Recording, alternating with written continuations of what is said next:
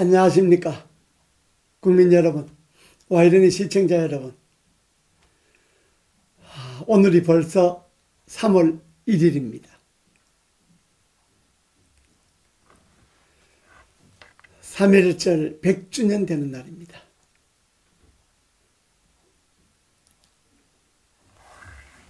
그런데 한일 간에는 지금 사이가 썩 좋지 않습니다. 아직도 우리가 극복해야 할 과제 중에 하나가 일본과의 관계입니다. 과거를 잊을 수는 없지만은 그렇다고 미래를 포기할 수도 없습니다. 정부가 한일 간의 관계를 우리의 가치, 우리 민족의 가치를 훼손하지 않으면서 양국 간의 관계를, 좋은 관계를 회복했으면 좋겠습니다. 오늘은 금요일입니다. 이명박 대통령 무죄 시리즈 6번째 시간입니다. 오늘은 이명박 대통령 구속 건에 대해서 총체적으로 한번 정리하고 넘어가겠습니다. 이 사건은 하나에서 10가지, 처음부터 끝까지 정치 보복입니다. 문재인 정권의 복수 혈전입니다. 이명박 대통령에게 원수 갚아야 되겠다, 복수해야 되겠다, 두고 봐라, 우리가 정권 잡으면 그냥 두지 않는다, 이런 이야기는 제가 국회의원 할 때도 그들이 정권 잡기 전에도 많이 들어왔던 이야기입니다. 그런데 그들이 권력을 잡고 그들은 제일 먼저 어떻게 하면 이명박 대통령을 잡아갈 것인가 하는 것에 골몰을 했습니다. 말하자면 이명박 대통령이라고 하는 표적을 세워놓고 그 표적을 쓰러뜨리기 위해서 기획수사를 한 겁니다. 온갖 기획수사를 한 겁니다. 그 주에 그들이 기획에 제일 먼저 떠오른 것이 다스였죠. 그러니까 이명박 대통령 사건의 성격은 복수입니다. 나 정치가 우리가 동서고금의 역사를 읽어보고 또 동서고금의 역사에서 배웠습니다만 정치적 복수 그건 정당하지 않습니다. 오히려 정치는 복수가 아니라 용서입니다. 제일 큰 복수는 용서입니다. 화해입니다. 화해와 용서보다 더 큰 복수는 없습니다. 그런데 사실 따져놓고 보면 문재인 정권이 이명박 대통령에게 뭐 특별하게 용서해야 될 것도 없고 화해해야 될 것도 없고 그냥 전직 대통령으로서 한 나라의 한 시기의 대통령으로서 존중하고 예우를 다하면 그것뿐입니다. 또 이명박 대통령도 무슨 문재인 정권에 뭐 크게 뭐 바라고 뭐 할 것도 없습니다. 왜 그러냐 하면 이명박 대통령 정권 하에서 정치적 복수를 한 일이 없습니다. 특정인을 세워놓고 아무 혐의도 없이 그 특정인을 잡아가기 위해서 기획수사를 하고 권력을 동원하고 한 일이 없습니다. 어떤 정치적 이유로도 지난 시기에 정치인들을 잡아간 일이 없습니다. 비리가 나오고 부패 혐의가 있으면 그건 그것대로 처리했을 뿐입니다. 그런데 이명박 대통령 사건은 문재인 정권은 그렇게 하지 않았습니다. 없는 죄를 만들기 시작했습니다. 없는 비리를 조작하기 시작했습니다. 없는 내용을 소설을 쓰기 시작했습니다. 그래서 시민단체를 동원했습니다. 시민단체를 동원해서 고발하게 했습니다. 그 시민단체가 아니죠. 관제단체, 관변단체라고 봐야죠. 문재인 정권의 관변단체라고 봐야죠. 그들이 고발하게 했습니다. 그리고 관변 기자, 저 어용 기자죠. 말하자면 기레기죠. 그들을 동원해서 기사를 확대 재생산하기 시작했습니다. 말하자면 그들이 드루킹에서 댓글 조작하듯이 여론을 조작하고 댓글을 조작하고 사람을 잡아가기 위해서 기획을 한 거죠. 그러고 난 다음에 관제방송, 문재인 정권 방송이죠. 정권의 나팔수들이죠. 그리고 정권의 어용 기자들, 사이비 기자들, 관제 기자들, 그들이 제철 만난 듯이 날뛰기 시작했죠. 특히 여러분들 잘 아다시피 모 방송, 모 기자를 비롯해서 그들이 물불 안 띄고 안 가리고 날뛰었죠. 방송을 장악해서 방송이 여론을 확대 재생산하고 여론을 왜곡하고 오도하고 조작하고 그것을 또 완장찬 정치인들이 앞장서서 무슨 원수 갚듯이 입에 거품을 물고 날뛰었죠. 복수혈전은 이렇게 시작된 겁니다.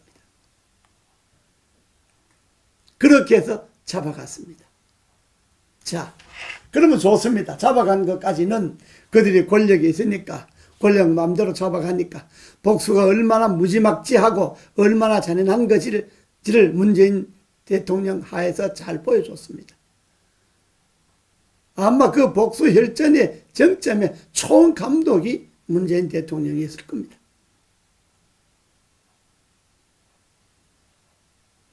내가 대통령 시키지 않았다, 이렇게 이야기하겠죠. 근데 그거는 아무도 그 말을 믿는 사람은 없습니다. 자, 그렇게 해서 잡아갔는데 1심 재판, 이 기가 막히는 거죠. 1심 재판은 처음부터 아직 변호인의 말은 들으려고도 하지 않았습니다. 그냥 검찰 말만 들었습니다. 그냥 검찰 기도장대로 했습니다. 저희들이 지난날에 민주화운동 시절에 감옥을 제가 여러 번 갔지 않습니까? 그때 판결문 보면 어쩌면 검찰의 공소장하고 똑같습니다. 그러니까 주문만 징역 몇 년에 처한다면 다르지 내용은 범죄 사실의 내용은 판사가 따로 판결한 게 없습니다. 재판해보고 판사가 새롭게 느끼거나 생각한 게 없습니다. 그냥 검찰의 공소장 그대로 판결문에 옮겨놓습니다. 검사가 누군지 판사가 누군지 구별하지 않을 정도였습니다. 이번 이명박 대통령의 1심 판결문은 그러합니다.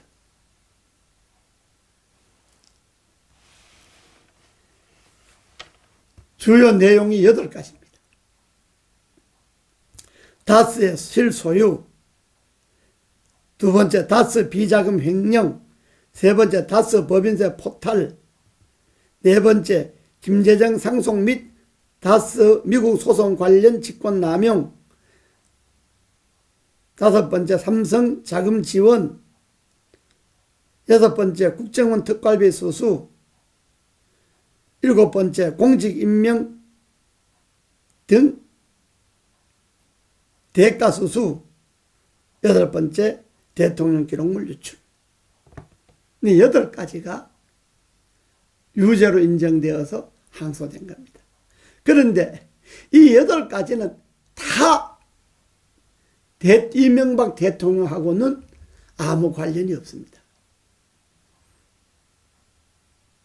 법정에서, 2심 법정에서는 하나하나 무죄 정황이 드러나기 시작했습니다. 그런데 재판부를 바꿨습니다. 2심 들어서서 재판부가 3번째 바뀌었습니다.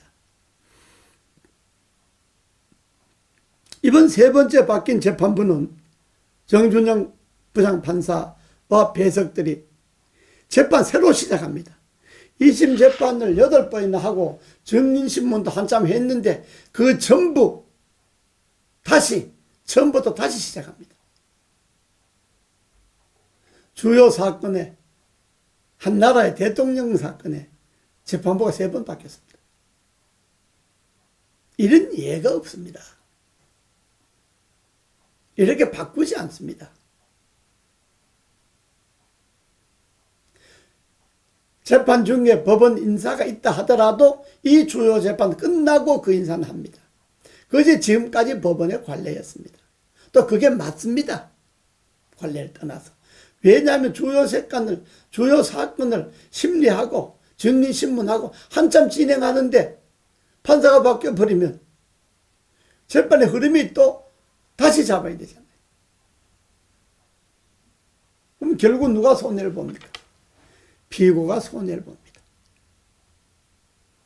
이 내용 하나하나는 제가 지금까지 매주 금요일마다 이명박 대통령 무죄 시간에 말씀드려서 다시 이 사건의 이 내용의 하나하나를 새삼스럽게 설명할 필요는 없습니다. 이 전체가 무죄입니다.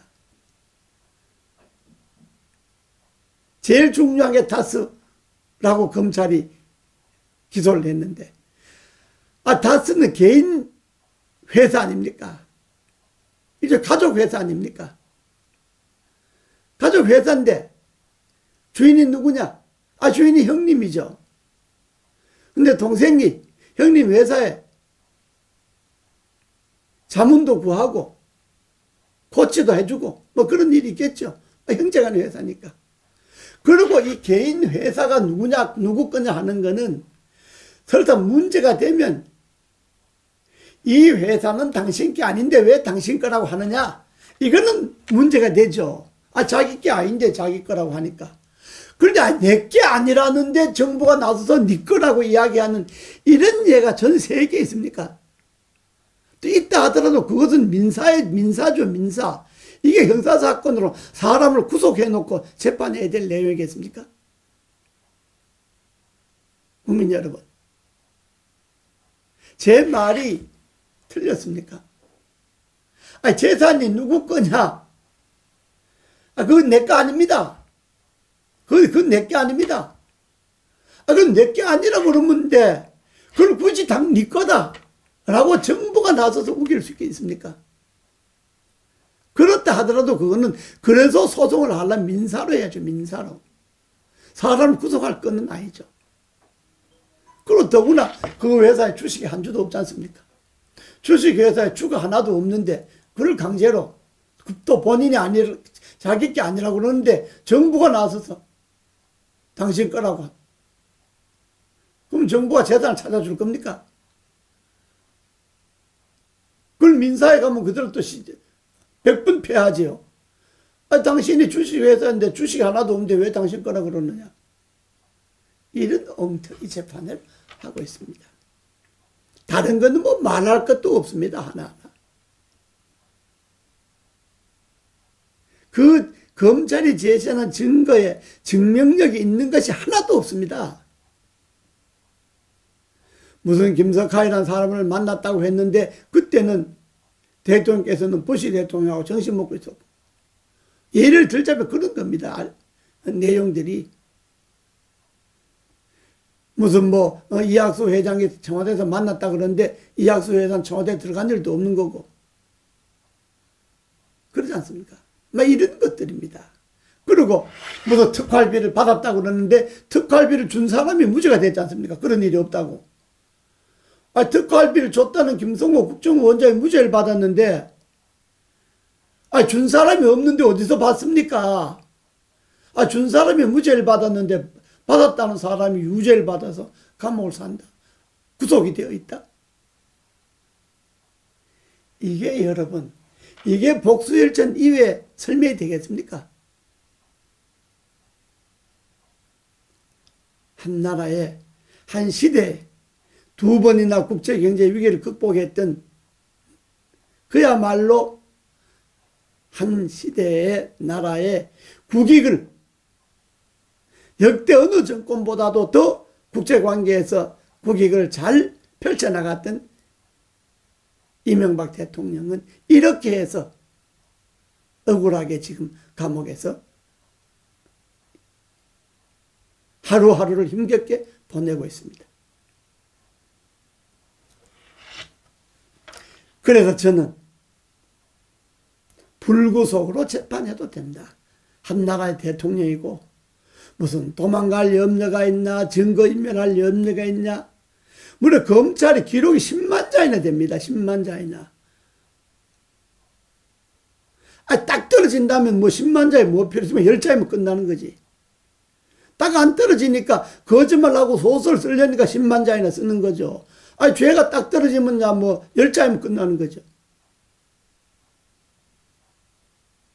증거를, 자기네 검찰에 내놓은 증거를 없애기를 할 수가 있습니까? 그거 다 맞지도 않은 거지만, 구속을 해놓을 이유가 뭐 있습니까? 더구나, 우리 나이로 80입니다, 연세가. 지금 환자입니다. 건강에 안 좋습니다. 그냥 하는 소리가 아니라, 실제로 건강이 안 좋습니다. 전직 대통령인데 뭐 엄살 부려갖고 아프다 그래갖고 나올 수가 있겠습니까? 의사들이 거짓말 하겠습니까? 의사들이 거짓말 했다가 검찰에 또 잡혀가려고요. 그런데 검찰은 아주 잔인합니다. 아픈 사람을 놓고 우리 나이로 말하면 노인이시죠. 괜찮다고, 괜찮다. 이렇게 피도 눈물도 없는 문재인 정권의 잔인한 검찰들입니다. 사람들 같으면, 정상적인 사람이라면, 검찰 이전의 사람이라면 어떻게 이야기해야 되겠습니까? 대통령께서 연세도 많으시고, 감옥에서 참 편찮으신데 참 걱정이라고, 건강이라도 좋아야 될 텐데 좀 잘 주무시고 좀 잘 잡수시고 건강하시도록 했으면 좋겠다고, 이렇게 건강 걱정이라도, 빈말이라도 걱정이라도 해야 되는 것 아닙니까? 이 사람들요, 인간의 도를 넘었습니다. 오로지 눈에는 복수열전, 복수에 눈이 멀었습니다. 눈만 먼 것이 아니라 생각도 멀었습니다. 이제 재판부가 바뀌어서 재판 새로 시작합니다. 3월 6일 날, 13일 날, 15일 날 일단 재판 일정이 잡혔습니다. 3월 달에 재판을 지켜보고, 보석 여부도 3월 6일 날 경에 결정을 한다니까 그때 지켜보겠습니다. 검찰이 복수의 눈에서 좀 깨어나시고 재판부가 있는 그대로, 피고에 있는 그대로 상태를, 의사들의 진단을 종합해서 얼마든지 불구속으로 재판을 받을 수 있습니다. 불구속한다고 해서 재판 안 받을 일이 없지 않습니까? 불구속으로 재판을 받아서 80의 어른을 좀 안정된 상태에서 재판을 받을 수 있도록 해주시면 고맙겠습니다. 오늘 여기까지 하겠습니다. 감사합니다.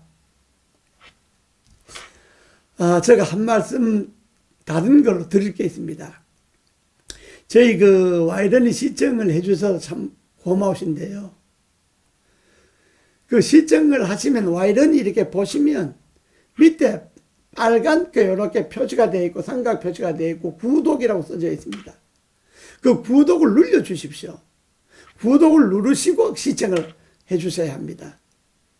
그래야 매번 제가 와이런을 매일 하는데 매일 할 때마다 그것이 말하자면 인터넷으로 전달이 됩니다. 그 구독 누른다고 제가 산에 갔더니 어떤 어른이 아이고 저 구독료가 한 달에 신문보다 비싸나 이렇게 물어서 제가 웃었습니다만은 구독료 없습니다. 이 구독은 돈을 내는 게 아닙니다. 그냥 구독을 안 하시면 언제 하는지 모르니까 유튜브에 들어가서 와이런이를 치시고 이렇게 봐야 되는데 구독을 해 놓으시면 자연적으로 인터넷으로 여러분들에게 전달이 됩니다. 그것도 전달받을 수 있는 기능 알람도 해도 되고요. 또 구독에 종 표시가 되어 있는데 종을 한 번 더 누르면 이렇게 화살 표시가 나오는데 그러면 자동적으로 전달이 됩니다. 구독을 꼭 해주시기 바랍니다. 감사합니다.